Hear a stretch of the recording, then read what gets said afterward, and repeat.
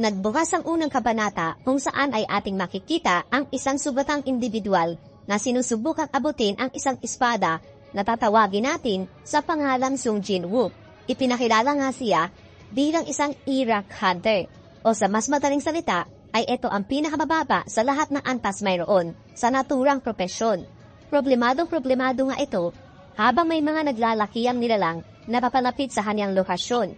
Malungkot at takot nga niya ipinayag na kailanman ay hindi niya naisip na darating siya sa ganoong punto ng kaniyang buhay. Habang kasabay na makikitang umakma ng isang pag-atake ang isa sa mga dambuhalang nilalang na naroroon mga master. Pagkatapos ay muling nagkaroon ng isang flashback sa lugar ng Seoul na kung saan ang pangunahing karakter sa kwento ay naninirahan. Ayon pa nga dito kay Sung Jin-woo na kung aalisin nga raw ang kakarampot na abnormalidad sa kaniyang lakas, gayon din sa kaniyang kakayahan ng pagpapagaling ng kaniyang mga sugat, ay nakakaya nga raw na tawaging isang hunter ang kaniyang sarili. Palagi nga raw siyang nahihirapan ng gusto sa kaniyang pagtatrabaho at nalalagay sa mga delikadong sitwasyon. Ganoon nga raw talaga ang kaparaanan ng kanilang propesyon bilang isang hunter. Ang palaging nasa hukay ang isa nilang paa. Hindi naman daw niya ninais ang ganitong klase ng trabaho. Tanging pinasok na lamang daw niya ito upang kahit papaano ay matugunan ang mga gastusin at pangangailangan ng kanilang ina na nasa ospital mula sa kakarampot na pasahod ng guild o kapisanan na kaniyang kinabibilangan. Ang isang kagaya nga raw niyang walang anumang partikular o espesyal na talento ay literal na walang ibang pagpipilian pa kundi ang maging isang hunter mga master. Maya-maya ay ipinakitang tinahak niya ang isang construction site sa naturang lungsod na mayroong kakaibang portal sa bukana nito. Makikita din natin itong lalaking nangangalang Kim habang tila ba katatapos lamang kumain, na tinawag naman ng kaniyang kaibigan na ang pangalan pala ay Bak. Kapwa nga silang dalawa ay nagkamustahan ng kani-kanilang mga buhay at pamilya. Ayon pa nga dito kay Mr. Kim na talagang literal na di madali ang buhay. Samantalang medyo kinakabahan naman itong si Mr. Bak sapagkat matagal-tagal ng araw noong huling beses siyang sumama sa ganitong gawain. Malamang na medyo nangangalawang na nga daw siya. Pagkatapos ay napunan itong si Mr. Kim na tumating na sa naturang lokasyon etong si Sung Jin-woo at di na pinansin ang payag ng kaniyang kaibigan. Habang ang naturang binata naman ay nakikipagpusap sa isa sa mga hunter na naroroon. Makaraan noon ay tinanong nitong si Mr. Kim kung nakalmusal na nga raw ba etong si Sung Jin-woo. Nagarang sinagot siya ng oo at nagpasalamat sa pag-aalala niya sa kaniya.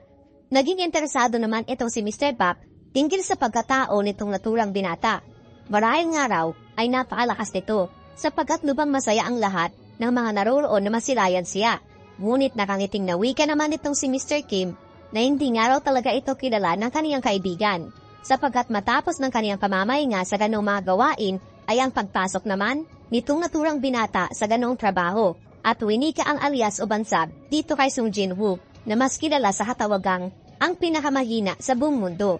Kaliwas ito sa S-rank hunter na pinakamalakas area. Dagdag na payat pa nga nitong si Mr. Kim na napakainang araw nitong si Sung Jin-woo na kahit sa isang irang na dungeon o piitan ay nahihirapan pa itong naturang individual. At ang pagdating nga daw niya sa naturang misyon ay nangangahulugan lamang na hindi magiging ganoon kahirap ang kanilang isasagawa. Nakasisiguro nga daw sila sa bagay na iyon, habang natatawa pa nga ang dalawang iyon sa di kalayuan. Samantalang medyo nakakadama naman ng kahihiyad sa kaniyang sarili etong si Jin-woo na hindi lingid sa kanilang kaalaman ay kaniyang narinig ang pag-uusap nilang dalawa. Bibili nga sana ito ng isang tasa ng kape, subalit ayon sa tindero nito ay naubusan ng araw sila kani-kanina lamang. At kasabay na humingi ng paumanhin mga master. At dahil nga doon ay mas lalo lamang nakadama ng lungkot sa kaniyang sarili etong si Jin-woo na kahit nga raw sa kape ay nauubusan pa siya. Muli namang dito ay humingi sa kaniya ng paumanhin itong naturang tendero habang pilit na kaniyang itinatago ang pagkadismaya ng kaniyang sarili sa lahat ng mga nangyayari. Maya-maya ay may isang tinig na pumukaw sa kanila. Habang galit na winikang, muli ka na namang nasaktan, Jin-woo. Ang nagwika pala nito ay walang iba kundi ang dalagang nangangalang Ju-hye na kapwa sasama sa misyong kanilang isasagawa. Lubos nga itong nag-aalala mula sa mga sugat na mababakas sa poging mukha nitong si Jin-woo. Nahihiya naman etong naturang binata na sabing literal na resulta iyon ng pagiging kaniyang mahina.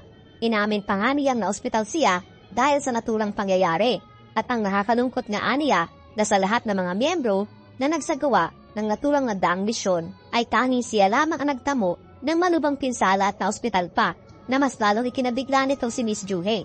Nangyari nga iyon sapagkat literal na malalakas ang kaniyang lahat ng mga kasamahan at hindi na nagsama pa ng maski isang healer sa kanilang grupo na mariing kinundi na naman nitong naturang dalaga ang isinagawa nilang aksyon. Napangiti na lamang etong si Jinwoo at Anya ay ayos lamang iyon. Sanay na nga raw siya sa ganoong mga bagay sapagkat siya ay mahina. Habang kasabay na naghanda ng kumilos patungo sa kanilang mga kasamahan na papunta na sa loob ng naturang dungeon. Pagkatapos ay may isang individual na nangangalang Mr. Song ang nawikat humiling na kung sasang-ayon nga raw ang lahat ay nais niya na siya ang manguna at tumayong leader ng kanilang grupo sa kasalukuyang isasagawang misyon. Alam naman daw niya sa kaniyang sarili na hindi siya ganoon ka-qualified para sa naturang posisyon. Subalit iyon nga raw ay kung ayos lamang sa kanila. Agad namang sumang-ayon etong sina Mr. Kim at Bak sa kahilingan nitong si Mr. Song, sapagkat maging ang iba pa, kabilang na dito etong si Sung Jinwoo habang nagsimula na silang tahakin ang lagusan patungo sa dungeon. Etong si Mr. Kim na ay muling nagbigay ng isang paalala dito kay Jinwoo na maging mas maingat sana sa kanilang isasagawang misyon. Naagaran naman niyang sinang-ayunan habang nawikas sa sarili na mas pabubutihan at gagalingan pa niya sa ngayon at tuluyang pumasok na sa naturang lagusan mga master. Sa kabilang banda ay muling ipinakita sa atin etong naturang individual na nagpahayag na naubusan na sila ng kape na medyo napapahala para dito kay Jinwoo. Natanong naman siya ng kaniyang kasamahan na hindi ba't ang naturang individual ang itinuturing na pinakamahina sa lahat ng nabibilang sa irang hunters. At kasabay na ng tanong din kung anong kategorya nga daw ba ng dungeon etong kanilang misyon.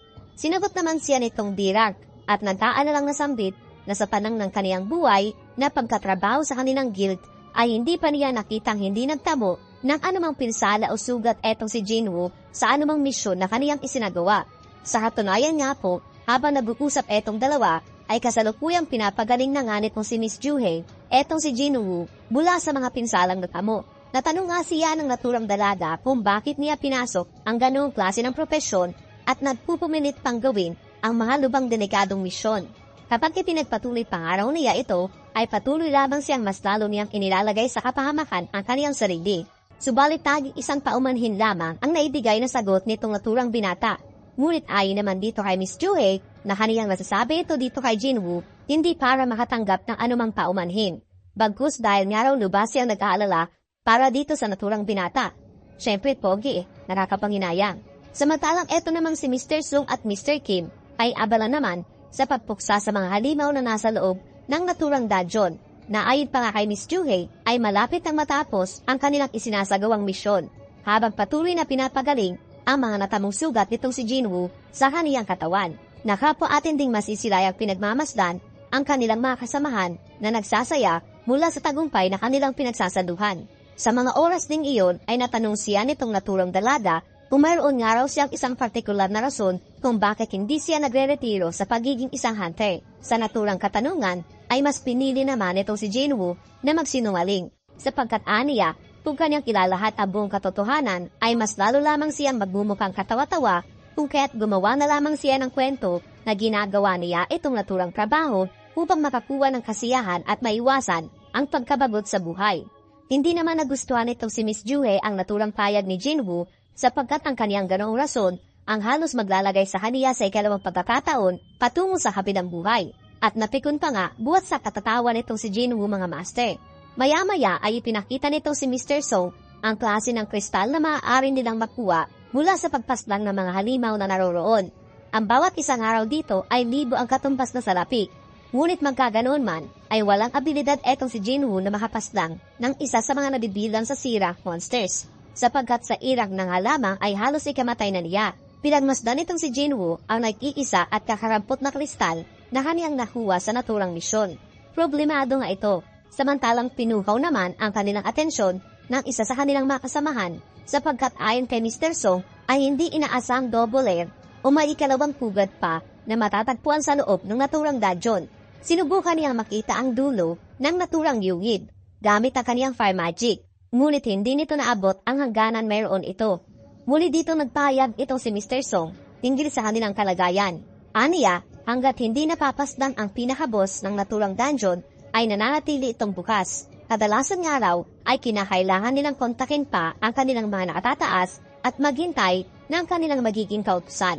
Subalit kung magkataon nga raw na iba pa ang makakapaslang sa pinaka-boss ng naturang dungeon, ay malamang nabababa ang halaga ng kanilang mga nakolektang unang mga kristal. Kung kaya tinahangad sana niyang sila ang makapaslang noong natulang halimaw.